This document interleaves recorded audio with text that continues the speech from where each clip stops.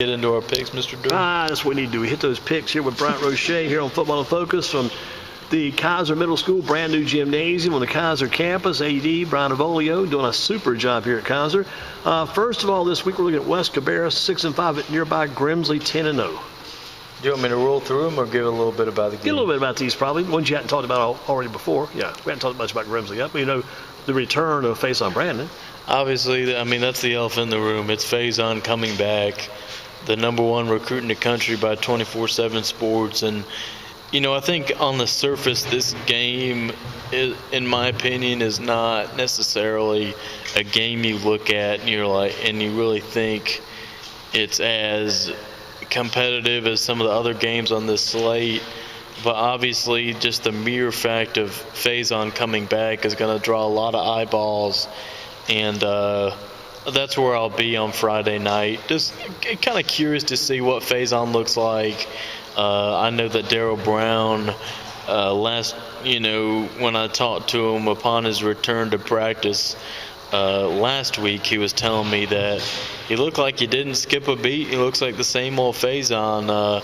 So we'll see what that looks like in terms of game translation. But I'm anxious to see Faison get out there, and it's music to my ears to hear that he is coming back and that he didn't just tank this season. I'm really happy that he's coming back. What do you think the score will be? Give us the score in this game. What do you think it might be? I think that Grimsley is going to handle this one. I'm going to predict a neighborhood of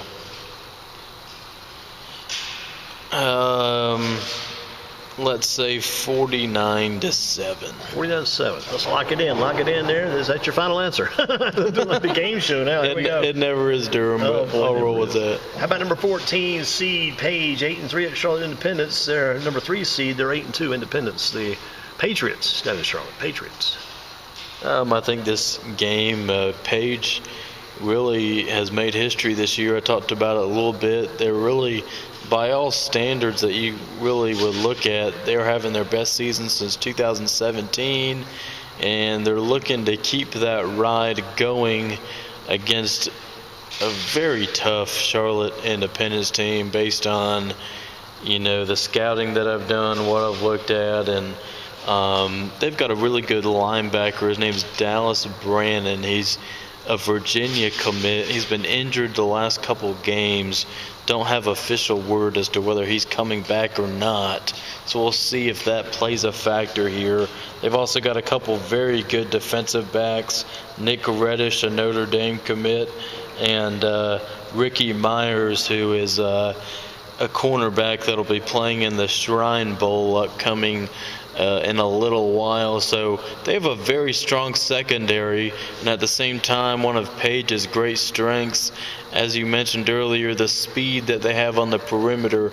Guys like Kasai Poindexter, Marquis Lynch, even the running game, Jameer Sesley has proven he can break big runs open, and even the quarterback, Anthony Johnson, has been a weapon running to the outside. He did that against Grimsley, and with a big touchdown earlier in that one. So I'm really anxious to see what this Page offense looks like against an Independence defense that looks really good on paper. I'll see if – I don't know for sure if Brandon is going to come back, but, I'm really interested to see what Page can do against this defense at Charlotte Independence. Who are you picking to win? I'm going to pick Independence here. It's tough to pick against them the way they've been playing this season against a pretty tough schedule. What about Asheville, 6-5 at Northern Guilford, 9-1. Nighthawks have Jackson Kemp, Amari Akers, probably the two kingpins of the two keys. Now, they got the receivers very good, but I think it all starts with Jackson Kemp, and he gets started better when he's got a good Amari Akers running for him. I'm going to pick Northern, and I think Northern wins this handily. So Northern takes care of business there. Dudley at Asheboro, I think you're leaning toward Dudley for some reason. I don't know, I kind of got that impression earlier. I am. I'm gonna say Dudley, but I will tell you this. I really think this game might be the best game of the week. Just looking at resumes and everything else, I really think this could be a close one. I'm interested to see the impact of the bye, like you talked a little bit earlier. Does this help Ashboro having this extra week to prepare? Because I gotta feel that the coaches, even if they didn't want to assume that Dudley was going to be Glenn, I have to admit there's no way that they didn't at least peek at Dudley film ahead of time, anything that they could grab.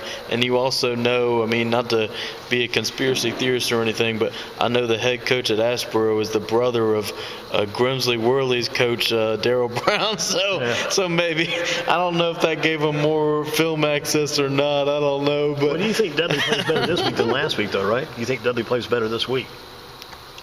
They're going to have to win, I think. I think they do. I think that if they play to a slow start this week, I think it could really bite them. And so I got a feeling that Dudley should come in a little bit more, focused, or at the very least have everything, tidy and in order. The only thing that I caution against Dudley is do not think that this Ashboro team is the same team that you beat last year in the first round the way you did. The blowout fashion like last year. This Ashboro team is a lot better. I can already tell you they're a lot better. And so that's basically the one thing that I think this could hinge on a little bit is, is Dudley going to have the right mindset here and, make sure you don't fall into that trap of, taking that team lightly, because this sure ain't the same football team, I'll tell you that. What about this game coming up with Dixon at Northeast Guilford? Northeast Guilford at home at the soon-to-be demolished stadium, but still going stadium, Bill Bookout Stadium. I tell you what, I was able to watch some tape of, I'm going to make sure I pronounce his name right, Goulet. I was able to, I actually did some research just to make sure I didn't say his name wrong. His name is J.J. Goulet. And right now, just looking at his stats, right now he has 3,138 rushing yards this season, which already puts him in the top 15 all-time in the North Carolina High School Athletic Association. And he is... With Tony Baker and Anthony Saunders, all those guys out of Guilford County, yeah. And also T.J. Logan back in the day, yeah. And he is, I'm going to tell you what, the single-season all-time rushing record in this game, I safely feel is out of reach. But if they do win this game, that record could be threatened. Right now, he is 656 yards away from the all-time single-season record. His name, again, J.J. Goulet, and they run out of the single wing, which is going to be interesting. Northeast...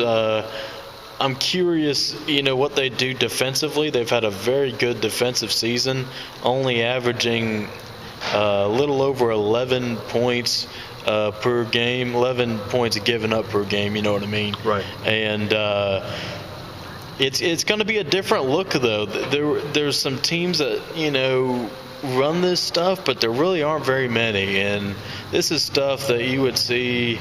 in the 60s and 70s, probably. I mean, maybe some high school teams were still running it, but even so, there weren't that many.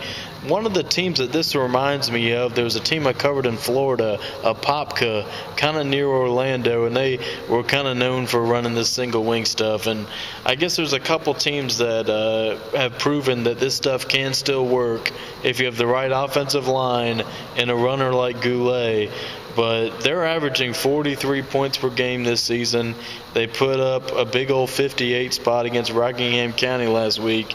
And that's 58-50 game, too. Gave up some points also, 58-50. And that's the thing, is their defense has struggled this season. Yeah. So I think that is why their record is what it is right now, because their defense has not always been on point. And they've got to have... They're going to have to deal with Aaron Tate. They're going to have to deal with the Jeremiah Deese, the quarterback combo of, Zorian Campbell and Jaquez Crawford, but I also have one more piece that maybe people aren't thinking about. The return of Rayshawn Wilson, who has been out since week 1, but I'm told he's ready to return. We'll see if he actually does. That's where the bye week maybe helped out a team right there. Gave him the extra week to get ready. But I was told that Rayshawn Wilson is expected to return. Former Smith Golden Eagle, former Dudley Panther. Yes, indeed. I know you remember the name, Andy Durham. Number 28 back in his day. So he might be my little X Factor player this week because there's no film on him really from this season, but you saw what he could do at times in a different uniform, and anxious to see. When this season started, I was anxious to see what he would look like in this offense, and he's been waiting. We'll see if the wait's been worth it. So he's my wild card player, if you will. X Factor, Rayshawn Wilson. But I think this could be a really fun game. I know the seedings don't look good, the 2 and the 18, but Dixon can score. Dixon can score, and they can run it wild, and there really hasn't been a team that's been able to stop this rushing attack. So I'm anxious to see how that unfolds. How about Clinton, coached by Coach Boykin, coming to High Point Andrews, coached by Coach Reynolds? 2 different coaches in different directions. Young coach, older coach, and could be a big battle. As far as it goes, Clinton's improving, but Andrews is really good. You've got the Red Raiders and the Dark Horses. Yes, sir. And I know you're familiar with Johnny Boykin, who second year over at Clinton was at Ragsdale for a good while, had a few playoff appearances with the Ragsdale Tigers before, making this transition to his alma mater, where, by the way, he was a part of a state championship team with the Dark Horses, for those that might want to recall. As a player? As a player. Yeah, back in the day. Yes, sir. He did play there. He sure did. And so I'm really interested to see what this matchup is. I have it written down as a matchup of turnaround teams. And I know when we get to this playoff time, we get excited about the teams that have improved quite a bit. The Red Raiders were 4-7 last year. They're 8-2. Clinton, really unusual, but they were actually 15-1 and lost a state championship 2 years ago. Yeah, right. Then the bottom fell out. 2-8 last year, and now here they are 6-5. So they've had an improvement as well. A little bit strange for Clinton to drop like that. Yeah, the coach was there before Coach Boykin left, went to South Carolina. The story was told, and took half the team with him. So I guess that hurt him. But now they're rebuilding, got it going again. So we'll see what happens with that. But you're liking Andrews, I'm sure. I'm going to lean toward Andrews here. I'm going to say that they've made a little bit more of that steep climb, but they got to make sure that they rise to the occasion. I know they've lost a couple, but I know Mook Reynolds said following the High Point Central game, he said he felt like the only times they lost were a product of them hurting themselves more so than getting beaten by the opposition, and so I'm curious to see what happens. But Andrews is in search of history. They're looking to reach the 3rd round for the first time since 2015. So in 10 years, a little bit of history there. We know they had a bye this past week, so this will be their first playoff game of the 2025 season. Maybe a quick one on some of these other ones. Quick picks. How about? Because a little bit outside our area more. How about Red Springs at Reedsville? Reedsville to take it there. What about Harold's Christian or Harold's Academy at High Point Christian Academy? High Point Christian. To win it, they keep rolling. How about Mitchell at Bishop McGinnis? What was that? Mitchell at Bishop McGinnis. I'll go McGinnis. Go McGinnis. I do too. I'm going that way. West Forsyth at Mallard Creek. Ooh. This one's tough. This one is very tough. I got to admit. You asked for quick, but I'm really thinking about this one. But I'm going to lean on the West Forsyth Titans. Try to keep it pulled together and playing well. They got to do it on the road at Mallard Creek. Tough team to play down at the creek, playing the Mavericks of Mallard Creek. East Forsyth at Lake Norman. I'm going to go with Lake Norman. Lake Norman at home. They were the team that came to Northern a couple of years ago, right? Beat Northern in that wide open game. I think they won. A.L. Brown, 8-3 at Reagan, 8-2. Tough one.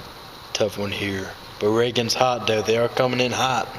I'm going to go with the Raiders. Raiders to win it. And as we get ready to close this one out tonight here at the beautiful, brand new, pretty much, Kaiser Middle School gym, brand new school, brand new gym. Brian Avolo, the AD, just kind of glanced around the gym here as we get ready to close out. Got a great custodian staff here doing some great work getting this baby cleaned up again after the big volleyball match earlier today between Kaiser and Southwest Guilford. Bryant Roche will close this out again today. He's got the close. Everybody knows the close. Here he goes.